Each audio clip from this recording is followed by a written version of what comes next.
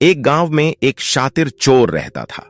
पूरा गांव उस चोर के बारे में जानता था, लेकिन इसके बावजूद भी कोई उसे पकड़ नहीं पाया। उस शातिर चोर ने अपना संपूर्ण जीवन चोरी करने में लगा दिया।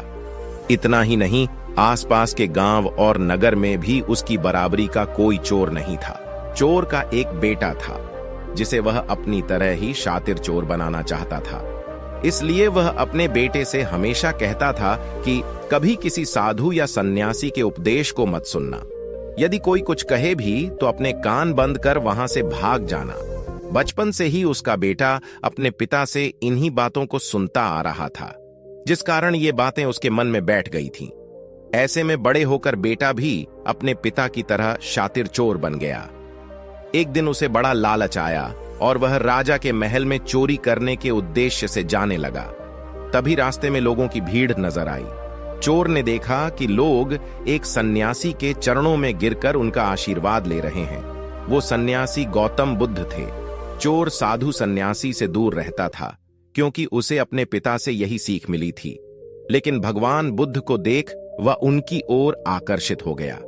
इसका कारण यह है कि पहली बार उसे किसी तेजस्वी व्यक्ति के दर्शन हुए थे।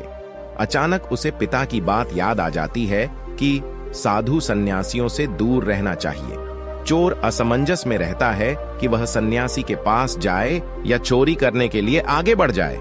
एकाएक उसके मन में यह प्रश्न आता है कि आखिर पिताजी क्यों साधु संतों से दूर रहने को कहते थे।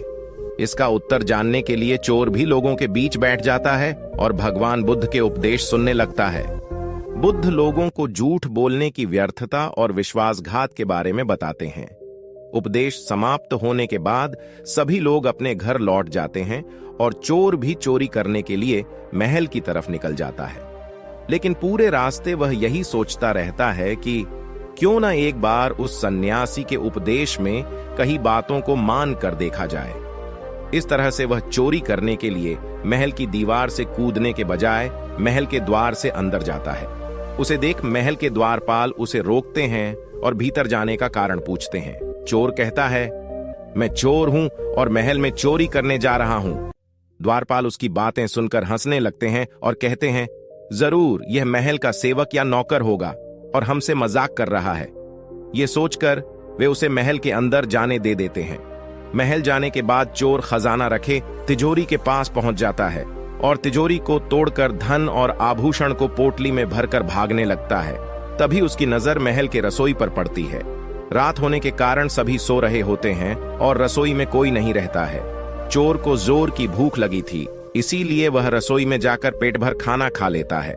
इसके बाद चोर वहां से जाने लगता है। तभी उसे बुद्ध के उपदेश में सुनी दूसरी बात याद आती है कि जिसका नमक खाया है उसके साथ कभी भी विश्वासघात नहीं करना चाहिए। चोर सोचता है, मैंने इस महल का नमक खाया है, ऐसे में इनका धन चोरी कर मैं इनके साथ विश्वासघात करूंगा। इसीलिए चोर चुराए हुए धन को रसोई में ही छोड़कर जाने लगता है। महल के एक व्यक्ति की नजर चोर पर पड़ जाती है और वह शोर मचा देता है, जिससे महल के लोग चोर को पकड़ लेते हैं और राजा के पास ले जाते हैं। राजा चोर से पूछता है कि जब तुमने चोरी कर ली थी तो फिर इसे छोड़कर क्यों जा रहे थे। चोर कहता है, एक सन्यासी के उपदेश के कारण। चोर की बात से राजा प्रभावित होते हैं और उससे कहते हैं, अगर तुमने ऐसे उपदेश बचपन से ही सुने होते तो तुम कभी चोर बनते ही नहीं। इतना कहकर राजा ने उसे कोई सजा नहीं और छोड़ दिया। लेकिन राजा ने उससे कहा कि एक बात याद रखना, सही संगत और सही उपदेश से ही व्यक्ति अच्छा इंसान बनता है। बचपन से ही गलत संगत और गलत उपदेश मिलने के कारण वह बुरा व्यक्ति बन जाता है। संगत और उपदेश व्यक्ति का जीवन बदल देते हैं।